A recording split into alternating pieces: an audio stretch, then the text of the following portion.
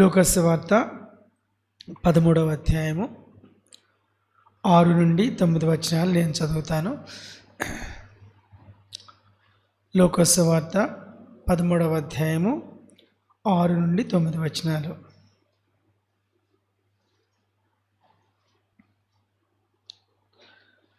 మరియు ఆయన వారితో ఈ ఉపమానం చెప్పాను.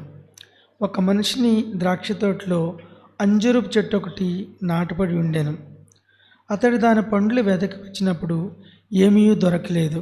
గనుక అతడు, ఇదిగో 3 ఏండ్ల నుండి నేను ఈ అంజూరపు చెట్టున పండ్లు వెదక వచ్చుచున్నాను, కానీ ఏమీ దొరకలేదు. దీనిని నరికివేయము, దీనివలన ఈ భూమియు ఏల వ్యర్థమైపోవాలనని ద్రాక్ష తోటమాలతో చెప్పాను. అయితే వాడు, అయ్యా, నేను దాని చుట్టూ త్రవ్వి ఎరువు వేయ మట్టుకు ఈ సంవత్సరం కూడా ఉండనేమో, అది ఫలించిన సరి, లేనేట్లా నరికించి వేయమని అతనితో చెప్పాను. జనరల్గా మనం చూసినట్లయితే ఇది అంటే ఆ మనుషుడు అంటే దేవుడు, మనం దేవుడని, తర్వాత అంజూరపు చెట్టు అంటే ఇశ్రాయేలుని సూచిస్తుందని మనకు అర్థమవుతుంది అనమాట. మరి దేవుడు ఇశ్రాయేలీల పట్ల, జనాంగం పట్ల శ్రద్ధ కలిగి వారు ఫలించాలని అనేక ఏర్పాట్లు దేవుడు చేశాడు. కానీ పండ్ల కోసం ఎదురు చూస్తే మరి వాళ్ళు ఏమాత్రం కూడా ఫలించలేదు, అంటే మారు మనసు పొందలేదు, దాని తగిన ఫలాలు కూడా వాళ్ళు ఫలించలేదు అన్నమాట. కాబట్టి మరి వాక్యంలో ఫలింపని ప్రతి చెట్టు నరికివేయబడి అగ్నిలో వేయబడను. కాబట్టి ప్రభువారు కూడా మరి అన్నారన్నమాట. మన మత్తయి సువార్త 11వ అధ్యాయము, మత్తయి సువార్త 11వ అధ్యాయము 20 నుంచి 24 వచనాలు నేను చదువుతాను.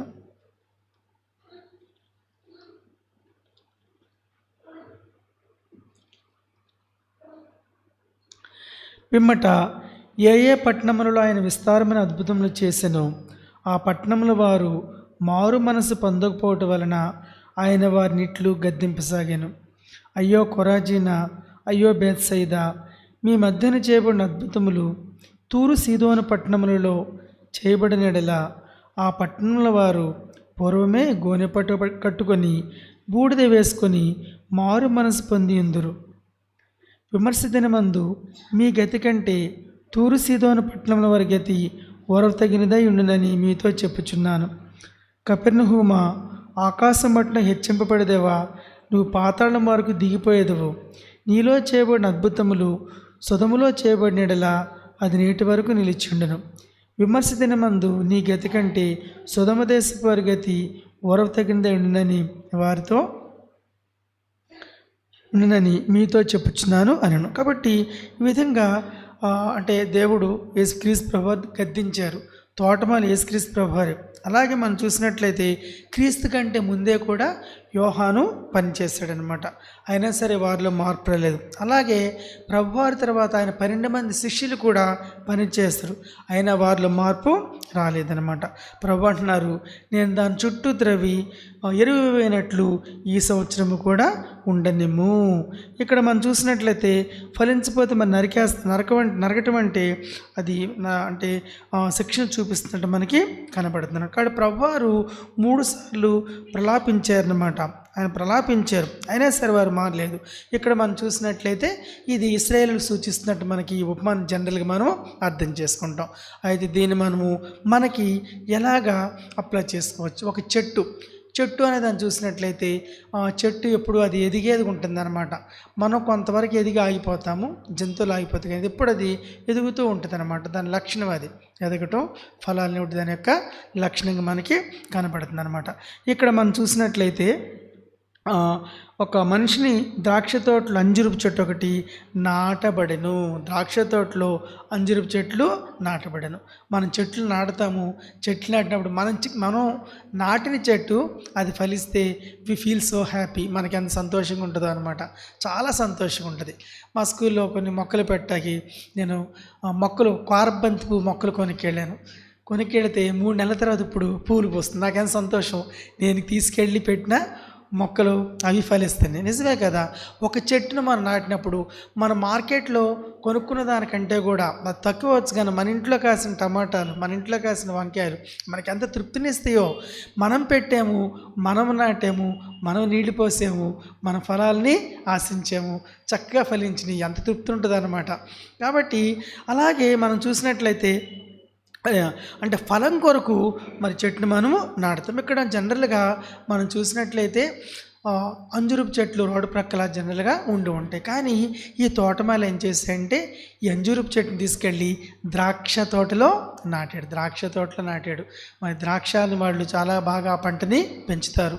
నేలను చక్కగా సారవంతం చేసి ఎంతో ఫలవంత నేల వాడేస్తారు. అలాంటి ఫలవంతమైన దానిలో ఈ తోటమాలి ఏం చేశాడంటే అంజూరపు చెట్టును నాటాడు. మనుషుడు నాటాడు అనమాట, అంజూరపు చెట్టును నాటాడు. ఇక్కడ మనం చూసినట్లయితే మరి నిజమే, ఒకప్పుడు మనం కూడా త్రోవ తప్పి తిరుగుచున్నవాడమే, గురి లేక గమ్యం లేక మనం వెళ్ళిన వాడే. దాహం కోరి మనం దూరం వరిగితే మనకి మరణపు మర దాపురించింది. మనం ఎక్కడో సంతోషం ఉందని మనం దూరంగా పరిగెత్తాం, కానీ మనకి ఏం దొరికింది? మరణపు మారిన మనకు దాపురించింది. కాబట్టి అలాంటి మనల్ని దేవుడు ఏం చేశాడు? ఆయన మనల్ని ప్రేమించి వెతికి రక్షించుకుని ఒక సారవంతమైన ప్లేస్లో దేవుడు మనం ఎదుగులాగా దేవుడు ఒక మంచి ద్రాక్ష తోటలో దేవుడు మనల్ని నాటాడు. అయితే శ్రేష్టమైన ద్రాక్ష తోటలో నాటాడు. కానీ మరి అంజూరపు చెట్లు ఫలించినట్టు మనం కూడా దేవుడు మనల్ని ప్రేమించి మనకు శ్రేష్టమైన వాక్యాన్ని ఇచ్చాడు. సహవాసమే కాదు, సహవాసంతో పాటు దేవుడు మనకి పరిశుద్ధ గ్రంథాన్ని ఇచ్చాడు. మరి దానిలోని ఆ విషయాలు మనం తెలుసుకుని చదువుకుని ఎదగొచ్చు. అలాగే దేవుడు మనకు సహవాసాన్ని ఇచ్చాడు, అలాగే దేవుడు మనకు వాక్యాన్ని ఇచ్చాడు. కానీ మనం ఏం చేసామంటే చాలాసార్లు మరి తగినంతకు మనం ఎదగలేకపోయాం, తగినంతకు మనం ఫలించలేకపోయాం అనమాట. చూస్తే దేవుడు మనల్ని ఎందుకు నాటాడంటే శ్రేష్టమైన ఫలాలు మనం ఫలించాలని దేవుడు నాటాడు. శ్రేష్టమైన ఫలాలు ఫలించాలి. అయితే ఆ శ్రేష్టమైన ఎక్కడ నాటాడు? సారవంతమైన ద్రాక్ష తోటలు నాటాడు. కానీ ఆ సారాన్ని ఈ అంజూరపు చెట్టు పీల్చుకున్నట్లేదు. మనం కూడా వస్తాం అనమాట. Our mind wonders somewhere. కూర్చుంటాం కానీ మైండ్ ఎక్కడ, అంటే మనం మనిషి ఇక్కడే ఉంటాం కానీ మైండ్ ఎక్కడో తిరుగుతూ ఉంటుంది అనమాట. సరిగా వాక్యానికి మనము చెవిని ఇవ్వన్నమాట. వాక్యాన్ని ఆలకించడానికి ఇష్టపడం, ఆలకించినా సరే మనం మన హృదయానికి అప్లై చేసుకోవడానికి ఇష్టపడం. ఆ సారాన్ని పీల్చుకోవటానికి ఇష్టపడకపోవటం వల్ల, ఆ సారాన్ని పీల్చుకోలేకపోవటం వల్ల మరి అది ఫలించడి జీవితంగా మన జీవితం అనేది లేదనమాట. కాబట్టి ఆ శ్రేష్టమైన సారాన్ని అంజూరపు చెట్టు పీల్చుకున్నట్టు మనకి అనిపించట్లేదు, పీల్చుకోలేదు. మనం కూడా అలాగే చేస్తున్నాం. దేవుడు మనల్ని ప్రేమించి ఎంతో చక్కని వాల్యుబుల్ టైం మనకి ఇచ్చాడు. సమయం మరి సద్వినియోగం చేసుకోమని దేవుడు, దినములు చెడ్డవి కాబట్టి సమయాన్ని సద్వినియోగం చేసుకోమని దేవుడు మనకు చెప్తే మనం సద్వినియోగం చేసుకోవట్లా. మనం ఇతరులతో కలిసినప్పుడు చేసుకోకుండా మనం వ్యర్థమైన మాటలతో మనము గడిపేసాం. ఆ విధంగా మనం ఫలించలేకుండా మనము ఉన్నాం అన్నమాట. కాబట్టి వింటున్నామే కానీ వాక్యాన్ని మనం ఆ సారాన్ని పీల్చుకోకపోవటం వల్ల, మన జీవితానికి అప్లై చేసుకోవటం వల్ల అనేక సార్లు ఈ 2025లో మనం ఫలించిన వారంగా ఉన్నాము, దేవునికి దుఃఖాన్ని కలిగించిన వారంగా ఉన్నాము అని ప్రభువారు చెప్తారు. మీరు బహుగా ఫలించడం వల్ల నా తండ్రి మహిమపరచబడును. మరి నిజంగా మనం చూసారా, రక్షించబడి అనేక సంవత్సరాలు మనకి అంటే గడిచిపోయినాయి. మనం అనుకుంటాం దేవుడు నాకు ఇంకేం చేశాడు, ఇంక ఇచ్చేయాలి అనుకుంటాం. కానీ నేను దేవుని కొరకు ఎంత ఫలించాను, ఎంత జీవిస్తున్నాను, ఎంత ఫలభరితమైన జీవితాన్ని జీవిస్తున్నాను అని మనం ఈ 2025లో ఎప్పుడన్నా మనము ప్రశ్న వేసుకున్నామా? ఎప్పుడు దేవుడి నుంచి మనం పొందాలి అనుకోవటం కానీ నేను దేవునికి ఏ ఫలాన్ని ఇచ్చాను అని మనం ప్రశ్నించుకున్నాము లేదా అని మనం ఒకసారి మనము పరీక్ష చేసుకోవాలి. ఆయన నాటాడండి, నాటిన తర్వాత అతడు దాని పండ్లు వెదకి వచ్చినప్పుడు ఇక్కడ దేవుడు మరి దర్శించాడనమాట, వచ్చాడు, దర్శించి దానిలో టెస్ట్ చేశాడు ఏమున్నాయని. ఫస్ట్ దేవుడు దర్శించటం మనము చూస్తే నిజమే, అనేక సార్లు దేవుడు మనల్ని దర్శించాడు. దేవుని వాక్యం సెలవిస్తుంది కదా, కీర్తనలు 8:4 నీవు నరపుత్రిని దర్శించుటకు వాడు ఏ పాటి వాడు. అవును, మన జీవితాల్లో మనం మరి మానవ మాత్రం నరపుత్రులం, కానీ మనం ఏ పాటి వారు. కానీ దేవుడు ఎప్పుడు కూడా మనల్ని దర్శించి మనతో మాట్లాడుతూ మనం హెచ్చరించడానికి దేవుడు ఇష్టపడుతున్నాడు. ఆయన మన అనేక సార్లు దర్శించాడు. అందుకే దావీదు చెప్తాడు కదా, దావీదు ఎంత కాన్ఫిడెంట్గా చెప్తున్నాడు చూడండి. చదవండి కీర్తనలు 17వ కీర్తన 3వ వచనం. 17వ దావీదు కీర్తన 3వ వచనము. రాత్రివేళ నీవు నన్ను దర్శించి నా హృదయమును పరిశీలించితివి, నన్ను పరిశోధించితివి, నీకు ఏ దురాలోచనయు కానరలేదు. ఎంత కాన్ఫిడెంట్గా ఆయన చెప్తున్నారు. దావీదు గారు దేవుని హృదయానుసారి దేవుడు దర్శించాయంట. అదానిలో ఏమీ కూడా దేవుడు పరిశోధించాయంట. కానీ ఏ దురాలోచన కూడా దావీదులో కానరేలేదు. నిజంగా అలాంటి సాక్ష్యాన్ని మనం నిజంగా చెప్పగలుగుతున్నామా? మనం నైట్ టైం పడుకున్నప్పుడు మనకి ఎవరెవరు మన కష్టం కలిగించిన వాళ్ళు మనం గుర్తుకొస్తూ ఉంటారనమాట. నన్ను ఎంత బాధించాడు, ఎంత బాధ పెట్టాడు అనుకుంటాం మనం. నేను అతనికి ఎంత చేశాను. అలాగే కొన్నిసార్లు ఇంకా విశ్వాసులు బలహీనలైతే అతనికి తిరిగి ఎలా ప్రతీకారం చేయాలి, ఇవే మన మైండ్లో ఉంటాయి. కానీ నిజంగా నైట్ టైం మనం పడుకున్నప్పుడు దేవుడు కనుక మనం దర్శించినట్లయితే, మనలో దేవుడు మనం పరిశోధించినట్లయితే ఏ దురాలోచన కానరాకుండా మన మైండ్ ఉందా, ఎన్నిసార్లు రివేదలు ఉందో ఒకసారి మనల్ని మనము చెక్ చేసుకుందాం. ఎందుకంటే దేవుడు దర్శించడానికి వస్తాడు. తర్వాత మన దేవుడు దర్శించే దేవుడు. చూసారా, మరి బెత్లెహేములో కరువు వచ్చిందని చెప్పి ఆ ఫ్యామిలీ వెళ్ళిపోయింది, నయమి కుటుంబం వెళ్ళిపోయింది. వెళ్ళిన తర్వాత కొంతకాలం అయిన తర్వాత మనం 6వ వచనంలో చూస్తాము, వారికి ఆహారం ఇచ్చుటకు యెహోవా తన జనులను దర్శించాను. పాపం కరువు వచ్చింది, ఒక కుటుంబం వెళ్ళిపోయింది, విశ్వాసమైన కుటుంబం అన్ని దేశానికి వెళ్ళిపోయింది. వారు ఇబ్బంది పడ్డారని దేవుడు తెలుసు, కానీ దేవుడు వారికి ఆహారం ఇవ్వడానికి దర్శించాడు. అవును, మన జీవితాల్లో ఈ కరువు, ఇబ్బందులు, ఇరుకులు కొంతకాలం ఉంటుంది, కానీ దేవుడు మనల్ని దర్శించడానికి ఇష్టపడే గొప్ప దేవుడు అనమాట. ఇష్టపడే గొప్ప దేవుడు. కాబట్టి మరి దేవుడు మళ్ళీ తిరిగి వచ్చాడనమాట. వాళ్ళు తిరిగి మళ్ళీ వచ్చినప్పుడు వాళ్ళు తిరిగి నయోమి కోడండులు ప్రయాణమే వచ్చినట్టు మనం చూస్తున్నాం అనమాట. మన దేవుడు ఎన్నిసార్లు మనం దర్శించాడు. మరి ఆయన దర్శించినప్పుడు ఆ దర్శనం మనం కనుగొని దానికి అనుగుణంగా మనం ప్రవర్తించామా, ఆయన పట్ల కృతజ్ఞత కలిగి ఉన్నామా, మనం ఫలించే వరకు ఉన్నామా, మనకి ఏది లోటో మనం ప్రార్థన చేసినప్పుడు దేవుడు మనకు అనుగ్రహించలేదా? హన్నాకి లోపం, హన్నా దేవునికి మొరపెట్టినప్పుడు అడిగినట్టు దేవుడు తనకి బిడ్డనిచ్చాడు. ఆ బిడ్డని హన్నా దేవుని కొరకు ప్రతిష్ఠించి, కానీ మరలా యెహోవా హన్నాను దర్శిస్తాడు. 2వ అధ్యాయంలో, మొదటి సమయంలో 2వ అధ్యాయం దర్శించినప్పుడు 2:21 చెప్తాడు కదా, యెహోవా హన్నాను దర్శింపగా ఆమె గర్భవతి 3 కుమారులను 2 కుమార్తెలను కనాడు. ఇంకా ఆమెకి పిల్లలు కావాలని దేవుని తెలుసు కాబట్టి మరలా దర్శించాడు. దేవుడు మనకి ఏది కావాలో దేవుడు మనల్ని దర్శించి మనల్ని చక్కగా నడిపించే ఒక గొప్ప దేవుడు అనమాట. మాకు గొప్ప దేవుడు. దేవుడు మనకు ఆలోచన నడిపిస్తాడు. ఈరోజు మా స్కూల్లో ఒక మాస్టారు రిటైర్మెంట్ ప్రోగ్రామ్. నేను స్టేజ్ మీద కనపడటానికి అసలు నాకు ఇష్టం ఉండదు, ఇష్టత చూపను అనమాట. హెచ్ఎం గారు గొంతు బాగా పాడైపోయింది. She not able to talk అనమాట. మాస్టర్ నేను జస్ట్ తొలిపలుకు చెప్తా, మీరు యాంకరింగ్ చేయండి అన్నారు. ఇంకా ఎలాగా అసలు ప్రోగ్రామ్ ఎలా రాయాలి? ఒక మాస్టర్ ఒక ఫేమస్ యాంకర్కి ఎత్తితే ఆయనేమో లేరు, ఇంట్లో వాళ్ళ అబ్బాయి బయట చెప్పాడు.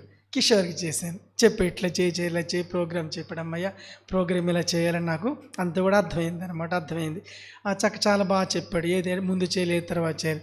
చెప్పిన తర్వాత వాళ్ళు చెప్పిన దానికి మళ్ళీ 2-3 మాటలు ఎలా యాడ్ చేయాలి, మళ్ళీ మనసు ఆలోచించుకుని బాగా చేసింది. దేవుని కృపల్ల నాకు ఐఆమ్ సాటిస్ఫైడ్. నేను చక్కగా చెప్పాను, మిగతా వాళ్ళు కూడా చాలా చక్కగా చెప్పారు మాస్టర్ మీరు అని చెప్పారు. అమ్మాయి పర్లేదు అనుకున్నా. కాబట్టి దేవుడు అంటే మనకి మన అవసరతలో దేవుడు మనకి ఏది కావాలో దేవుడు చక్కగా మనల్ని దర్శించి మనకి ఇవ్వడానికి మన దేవుడు ఇష్టపడే గొప్ప దేవుడు. కాబట్టి అట్లా తనకు పుట్టిన ఒక కుమారుని మరి దేవునికి ప్రతిష్ఠించినప్పుడు మిగతా ఇంకా బిడ్డలు కావాలని చెప్పి మరలా 3 కుమారులను 2 కుమార్తెలను మరి దేవుడు ఇచ్చాడు. మన జీవితంలో కూడా దేవుడు మనకు కావాల్సిన ప్రతిదీ ఇస్తున్నాడు, కానీ మనం ఆయన కొరకు అనేకసార్లు ఫలించే వారంగా మనము లేమన్నమాట. తర్వాత మరి ఆ దినాల్లో కరువు వస్తుందని చెప్పి యెహోవా కేలే ప్రత్యక్షమై, మరి నేను భూమి మీద వర్షం కురింపవచ్చున్నాను, నీవు వెళ్ళి ఆహాబును దర్శించమని సెలవిచ్చాను. ఇస్తాను, నీకు కురిపిస్తాను, వెళ్ళి ఆహాబును దర్శించని దేవుడు తన దైవజనుని పంపించాడు. మనోహ కూడా ప్రార్థన చేస్తారనమాట. మనోహ, ప్రభువా మరి నీవు పంపిన దైవజనుని మరలా పంపించినైనా మా యొద్దకు వచ్చి మరి పుట్టబో శిశువు మరి ఆ బిడ్డకి మేము ఏమేం చేయాలి, మరి అతనికి మరి ఏమి చేయాలో మాకు నేర్పినట్లు తిరిగి మా దగ్గర పంపించమని యెహోవాను వేడుకుంటే దేవుడు మనోహ ప్రార్థన ఆలకించిన గనక ఆ స్త్రీ పొలములో కూర్చుండగా దేవుని తామెను దర్శించాను. అంటే నాయన పుట్టుబడికి మేమేం చేయాలి మాకు తెలియదు నాయన, మరలా ఆ దూతను పంపించే మాకని అడిగినప్పుడు మరలా ఆ దూత వచ్చి చెప్పాడు.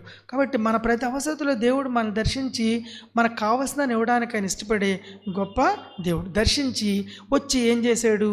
ఫలాలు వెతికాడు. ఫలాలు వచ్చినాయి, ఫలాలు ఉన్నాయండి, ఏమీయూ దొరకలేదు. ఫలాలు ఏమీ దొరకలేదు. ఎక్స్పెక్ట్ చేసినంతదిగా దొరకలేదు అనమాట. ఎక్స్పెక్ట్ చేసినంత ఇదిగా కొన్నిసార్లు మనం కొంత ఎక్స్పెక్ట్ చేస్తామన్నమాట. అంత మనకు రాకపోతే మనం చాలా నిరాశపడతాం. మన స్టూడెంట్స్ నుంచి కూడా బాగా చదివే పిల్లలు మంచి మార్కులు సరిగ్గా రాకపోతే మనం చదివిస్తాము, మనం వి ఫీల్ డిస్కరేజ్. అలాగే దేవుడు కూడా మన నుంచి ఎక్స్పెక్ట్ చేస్తున్నప్పుడు అంతగా మనం లేకపోతే మరి ఎంత బాధగా ఉంటుంది. వెదకు వచ్చినప్పుడు ఏమీ కూడా దొరకలేదు. అవును, మరి ఆత్మఫలము అనేకసార్లు మనం 25లో కూడా ఫలాలను మనం ఫలించకుండా, ఆత్మఫలం ప్రతి తొనను మనం ఫలించకుండా ఎన్నిసార్లు మనము ఫెయిల్ అయిపోయాము. ప్రేమ అనే ఫలాన్ని, ఆ తొనని మనం ఆ ఫలంలో కలిగి ఉండకుండా ఎన్నిసార్లు ప్రేమించడానికి బదులు మనం మరి ద్వేషంతో నింపుకోవడానికి మనము ట్రై చేసి పరీక్ష చేసుకుందాం. సంతోషము చాలాసార్లు మనం అనుకున్నంత జరిగిపోతే మనం సంతోషంగా అనుకుంటాం. కానీ కొన్నిసార్లు దేవుడు మన జీవితాల్లో మనం అనుకున్న దేవుడు ఎలా చేయడు, వేరే దాన్ని దేవుడు మనకి ఇస్తాడు. మనం చాలా డిస్కరేజింగ్ ఉంటుంది. కానీ దేవుడు మన మేలు కొరకు ఇచ్చాడనే సంగతి మనం గ్రహించాలి. మనకు కొన్ని నష్టాలు వచ్చినాయి అనుకోండి, దేవుడు మనకి ఏం చేశాడో వాటిని జ్ఞాపకం చేసుకుని మనం తృప్తిగా ఉంటే కనుక ఆ నష్టాలను బట్టి మనం కృంగిపోకుండా మనం హ్యాపీగా మనము ఉంటాము. చాలాసార్లు మరి నిరుత్సాహం మనకి ఎందుకు కలుగుతుందంటే, మనకు అనుకున్నది జరగకపోతే మన నిరుత్సాహము కలుగుతుంది.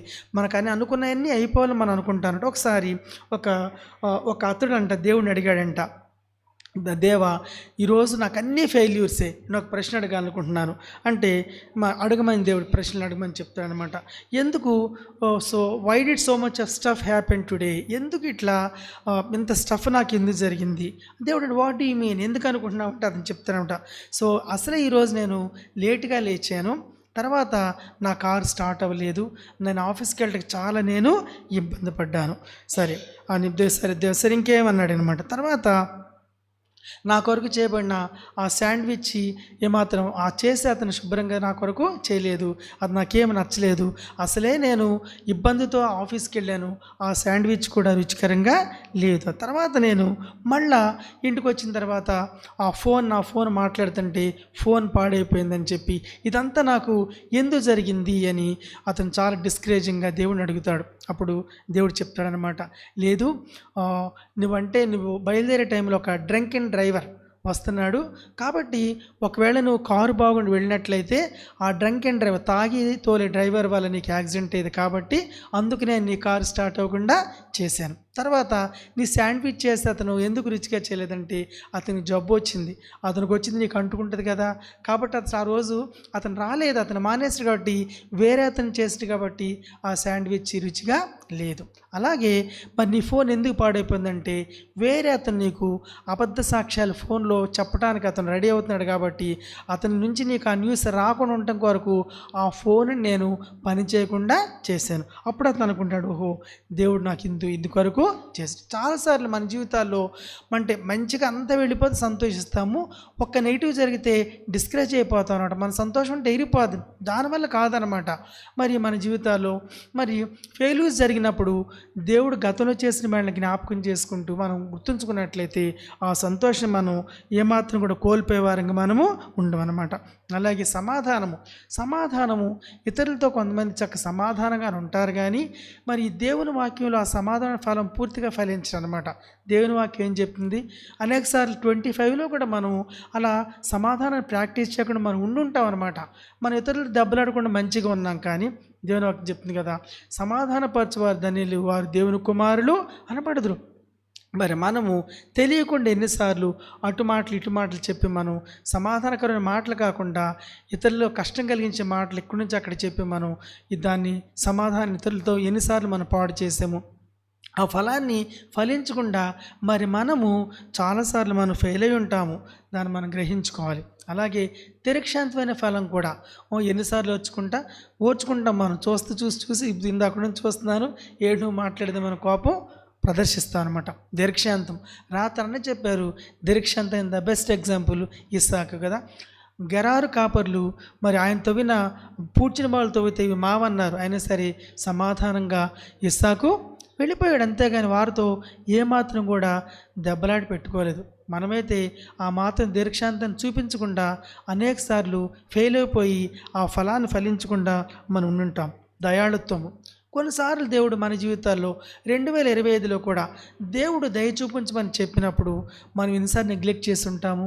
మన హృదయంలో దేవుడు మనకు ప్రేరేపణ ఇస్తున్నప్పుడు ఆ ప్రేరేపణ ఎన్నిసార్లు త్రోసివేసి ఉంటాము. మనల్ని మనం పరీక్ష చేసుకుందాము. ఆ విషయంలో మనం ఫెయిల్ అయిపోయి ఉంటాం అనమాట. అలాగే మన మంచితనాన్ని చూపించకుండా మరి మనం మన కష్టాన్ని మన కోపాన్ని ప్రదర్శించి ఆ విషయంలో కూడా ఆ ఫలం కూడా ఫలించకుండా మనం ఫెయిల్ ఉంటాం. తర్వాత విశ్వాసము. చాలాసార్లు 2025లో విశ్వాసంతో దేవుని మీద ఆధారపడకుండా మన స్వంత పద్ధతులు అనేక సార్లు మనం ఉపయోగించుంటాం. విశ్వాసాన్ని ప్రాక్టీస్ చేయకుండా విశ్వాసం ప్రాక్టీస్ చేసి అనుకోకుండా మన సొంత పద్ధతులు ఉపయోగించి మరి దేవుని మహిమ మనము తెచ్చుట. అలాగే సాత్వికాన్ని ప్రదర్శించకుండా నా మాటే చెల్లాలి, నేను చెప్పింది నెగ్గాలి అని మొండితనంగా మనము ఎన్నిసార్లు ప్రదర్శించాము. అలాగే ఆశా నిగ్రహము. మరి ఆశగ్రహణ కూడా మనం లేకుండా ఎన్నిసార్లు మనం ఆ విధంగా ఫలించకుండా మనం పరీక్ష చేసుకుందాం. అయినప్పటికీ దేవుడు మన పక్షాన ఉన్నాడు అనమాట. ఇక్కడ మనం చూసినట్లే అవన్నీ ఫలించలేదు. కానీ మరి ఇదిగో 3 ఏండ్ల నుండి నేను ఈ అంజూరపు చెట్టును పండ్లు వెతుకుచున్నాను కానీ ఏమీ దొరకలేదు, దీన్ని నరికివేయము, దీనివల్ల ఈ భూమి ఎలా వ్యర్థమైపోయినని ద్రాక్ష తోటమాలతో చెప్పాను. చూసారా, ఇక్కడ మనల్ని ఈ సంవత్సరం అది దేవుడు మనలో ఫలాలు వెదిగితే ఎన్నిసార్లు మనము ఫెయిల్ అయిపోయాము. దేవుడు ఆశించిన రీతిలో మనం ఎన్నిసార్లు ఉన్నామో మనం పరీక్ష చేసుకోవాలి. అయితే దేవుని శిక్ష మన మీదకి వచ్చేది ఉందన్నమాట. దీనివలన ఈ భూమి ఎలా వ్యర్థమైపోవలేను. మంచి సారవంతమైన భూమి ఈ మొక్కని పెట్టని ఆ సారాన్ని పీల్చుకోవట్లా, ఆ భూమి అదంతా కూడా వేస్ట్ అయిపోతుంది. మనం అనుకుంటారన్నమాట, మన కుమారుడి మీద ఎంత పెట్టుబడి పెట్టాను, ఎంత కష్టపడ్డాను, ఎంత పెట్టుబడి పెట్టాను, దాని తగిన చదువు తను చదవలేదని మనం అనుకుంటుంటాం అనమాట. అలాగే మనం దేవుని బిడ్డలంగా దేవునికి మహిమ తీసుకురాకుండా ఎన్నిసార్లు ప్రభువునా మనకు అవమానం తీసుకొచ్చాం. వీళ్ళ క్రిస్టియన్సా, ఇలా చేస్తారా అని ఎన్నిసార్లు మరి ప్రభువుకు అవమానం తీసుకొచ్చాం. అవును, వీళ్ళు దేవుని బిడ్డలు, వీళ్ళు యథార్థంగా ఉంటారని మహిమ తీసుకొచ్చాం, అవమానం తీసుకొచ్చామా? మనల్ని మనము పరీక్ష చేసుకుందాం. మనల్ని పరీక్ష అయినప్పటికీ యేసుక్రీస్తు ప్రభువారు మన పక్షాన విజ్ఞాపనకర్తగా ఉన్నాడన్న సంగతి మనం మర్చిపోకూడదు అనమాట. ఆయన మన పక్షాన విజ్ఞాపనకర్తగా ఆయన ఉన్నాడు. మన కొరకు ఆయన విజ్ఞాపన చేసినట్టు దేవుని వాక్యలు మనము చూస్తున్నాము. చూడండి, రోమిలికి వ్రాసిన పత్రిక 8వ అధ్యాయము 34వ వచనము.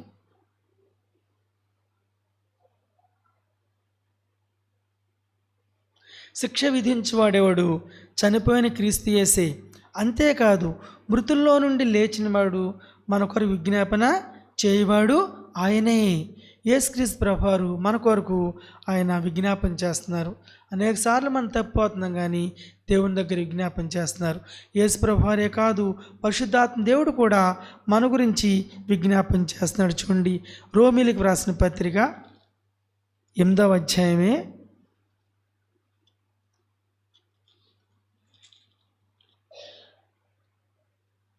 26-27 వచనాలు. అటువలే ఆత్మయు మన బలహీనతను చూచి సహాయం చేయుచున్నాడు. ఏలయనగా మనం యుక్తముగా ఎలాగూ ప్రార్థన చేయవలనో మనకు తెలియదు కానీ ఉచ్చరింప శక్యం కాని మూలుగులతో ఆత్మ తానే మన పక్షముగా విజ్ఞాపనము చేయుచున్నాడు.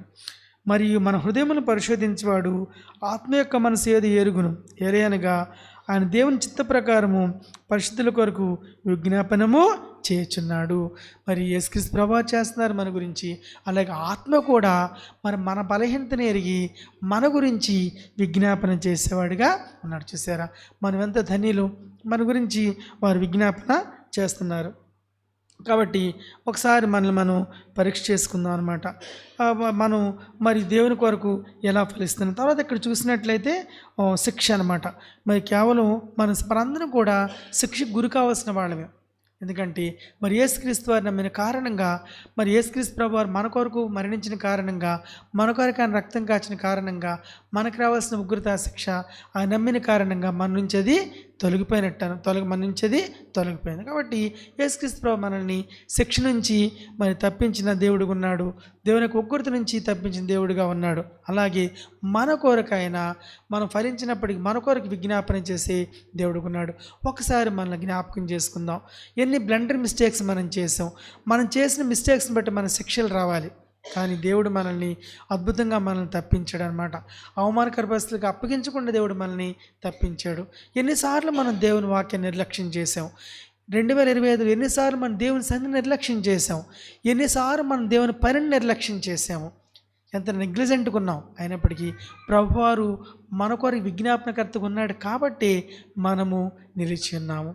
కాబట్టి మనం ఆయన్ని జ్ఞాపకం చేసుకుని ప్రభువారు మన పట్ల చూపిన ఆ కృపను బట్టి, ఆయన మన కొరకు విజ్ఞాపనకర్తగా ఉన్న దాన్ని బట్టి మనం ఆయన్ని స్తుతించి ఆరాధించేద్దాం. ఒకసారి మన హృదయాలను మనం పరీక్ష చేసుకుందాం. ఏ విషయాలు మనం ఫెయిల్ అయ్యామో మరి ప్రభు దగ్గర ఒప్పుకుంటూ, ప్రభు మనం ఎలా కాపాడాడో, మనం ఎలా ఆయన రిస్టోర్ చేశాడో, మరలా తిరిగి ఆయన మనం ఎలా కట్టాడో అవన్నీ జ్ఞాపకం చేసుకుంటూ, గత సంవత్సరాల విషయాలు జ్ఞాపకం చేసుకుంటూ మనం ప్రభువును స్తుతించి ఆరాధన చేద్దాం.